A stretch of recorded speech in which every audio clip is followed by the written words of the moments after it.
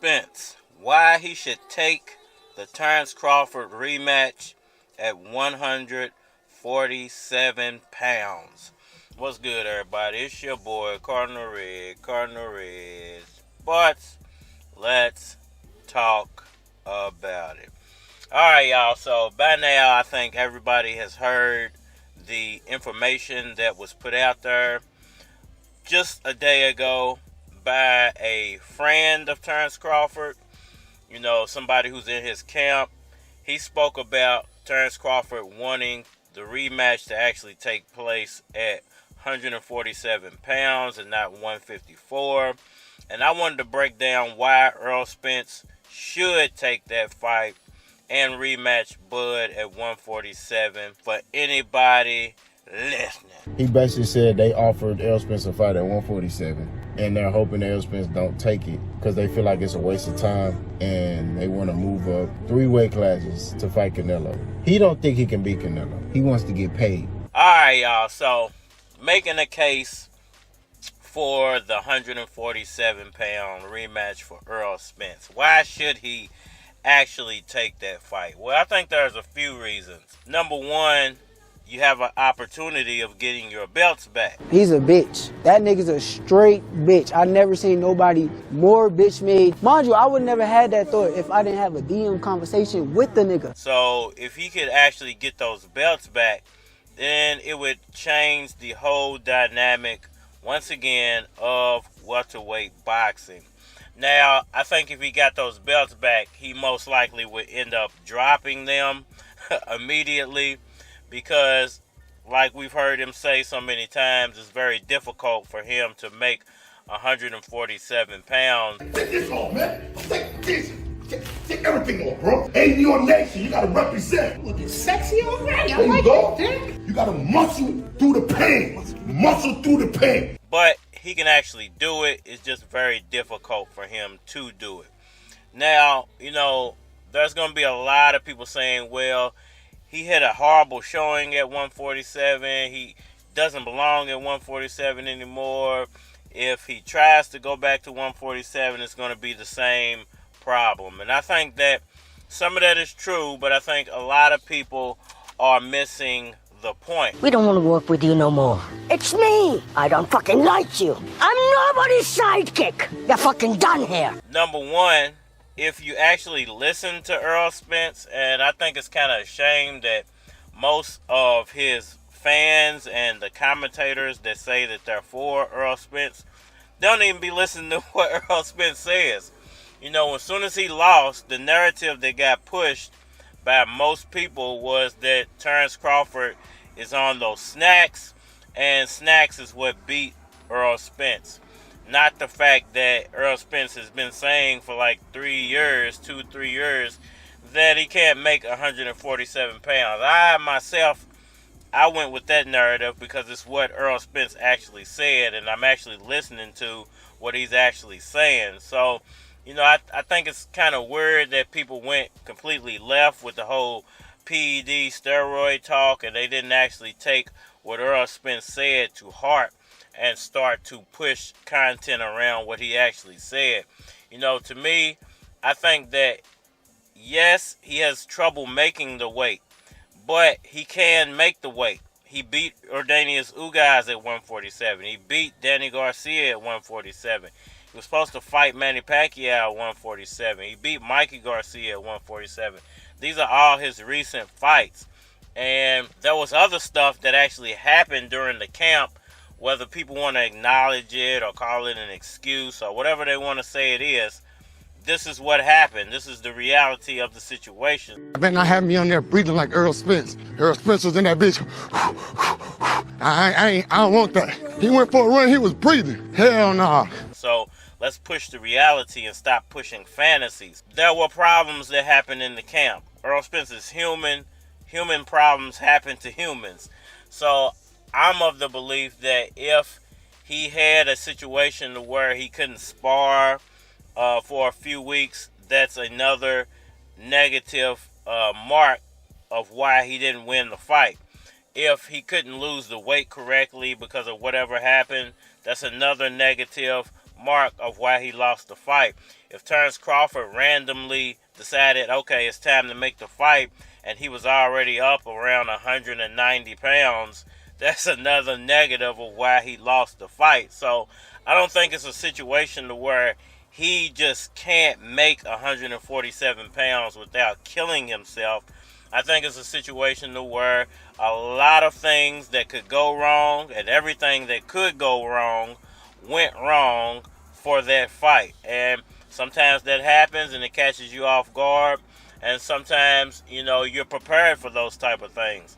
But unfortunately for Errol Spence, I think timing and, some things that Terence Crawford did on his accord, some things that happened to Errol Spence that just couldn't be stopped, all of that just had a whirlwind, and it all culminated on July the 29th for a loss for Errol Spence and a win for Terence Crawford. So I don't think it's a situation to where he can't make the weight. I think it's difficult for him to make the weight because he walks around 190 pounds. But here's the thing that people are not thinking about. He just made 147 pounds. Come on, man. They making life so unfair out here. Come on, man. So I doubt if he knows that Terence Crawford has the option of making the rematch at 147, I'm sure he's not going to balloon himself back up to 190 pounds. Also, you got to remember, it was a full year and a half in between the Ugas fight, maybe even more, and the Terence Crawford fight. That's a lot of sitting around eating your way into a different weight class. Little Miss Skinny bitch, where the hell you going? So that's not happening this time. This is why I don't really think that Errol Spence cared. I don't think that Errol Spence was even fazed by losing, because he knows that himself, like, hey, I allowed myself to get out of shape. I allowed, Terence Crawford to get all these concessions, but now I'm back in shape. It wasn't the best looking shape for the first fight, but now I know what I need to do to give a better showing in the second fight, whether it's at 147 pounds or 154 pounds. I think he would rather have it at 154, but him losing another 7 pounds when he's already close to that weight, it's not going to have as much of an adverse effect as it did from dropping from 190 to 147. That's a big difference. Me, I think that Team Spence is going to be smart about this. They're going to tell Errol Spence that he has to maintain a weight. You have to stay around 160, 165. That way, when we do go to cut weight, we're not cutting as much muscle as we did the last time. That's the problem I think he really ran into, other than the other myriad of stuff, is that he had to bring down so much weight that once he started to bring down the body fat, that I'm pretty sure he burned off all the body fat real quickly, and he started burning off muscle. And that's the reason why those punches that Terence Crawford was throwing at him was having such an adverse effect on him. Him throwing jabs was knocking him down. It's because he started burning off muscle, and that stuff starts to mess with the way your body reacts. So, I don't think it's a situation to where he can't win at 147 and it's an automatic win at 154. I don't believe that. I think it's a situation to where he just has to maintain a healthier weight, and he has to be committed to 147. I think he had 1 foot in, 1 foot out the door of 147, and that's one of the reasons, as well as everything else, that he lost that fight. If he's fully committed to a 147-pound fight, I don't see why he can't win. He destroyed one of the biggest welterweights of this day, Ordanius Ugas, a bigger, stronger guy than Terence Crawford. Hide the money, y'all. There's poor people around. With your broke ass. Is it going to be an uphill battle? It's definitely going to be an uphill battle, but it's a battle that he can win because we've watched him win it so many times in the past. He's just going to have to be a lot more careful about how he goes about trying to win this battle. Once again, that's the same analogy. Disappointment to me, to win, you got to lose. To be successful, you got to have something that's not successful. To be happy, you gotta have disappointment. I think all of those things have evolved and happened to make me who I am and understand the benefits and the privileges I have for being who I am, and not to wear it on my sleeve. Be very humble about it. That's one thing my parents taught me very well is, don't wear your reputation, don't wear your accolades, don't wear your personality on your sleeve.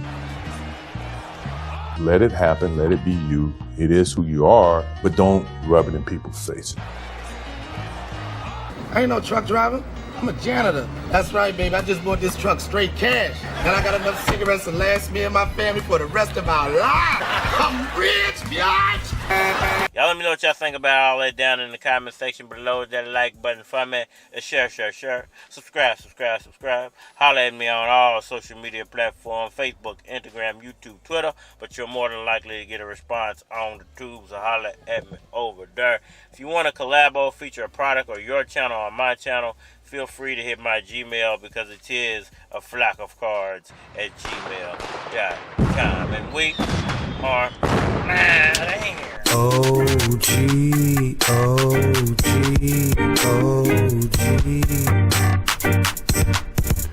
They ain't fucking with me. They ain't fucking with me. They ain't fucking with me. They ain't fucking with me. Everything I do dope. Everything I do clean. You say I ain't TKOB, what the fuck you mean? I come through clean. New debit card in my blue jeans. You been a good girl, you can find out what cruise mean. Find out what new shoes mean. I rock Lacoste with no shoestrings. V-color on my mood ring. It's 24 carats, I wanna see Paris. Before the end of the fiscal year. You wanna get fiscal, dear? Come put your lips right here. I'm fly here, then alert. Check, I'm a cool cat, matter of fact, I'm perfect. Police are perplexed, I'm cool, I never get nervous. I think I'm the shit now. My chick got locked up for the next 6 months, we been OG.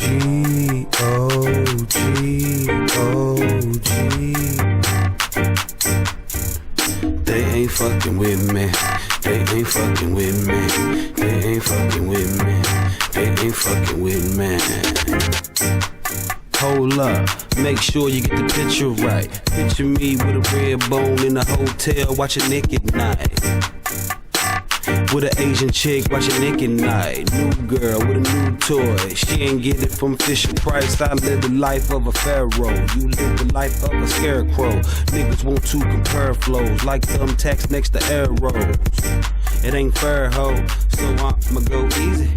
Show me love when you see me. I got CDs and MP3s.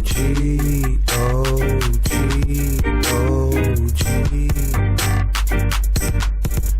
They ain't fucking with me. They ain't fucking with me. They ain't fucking with me.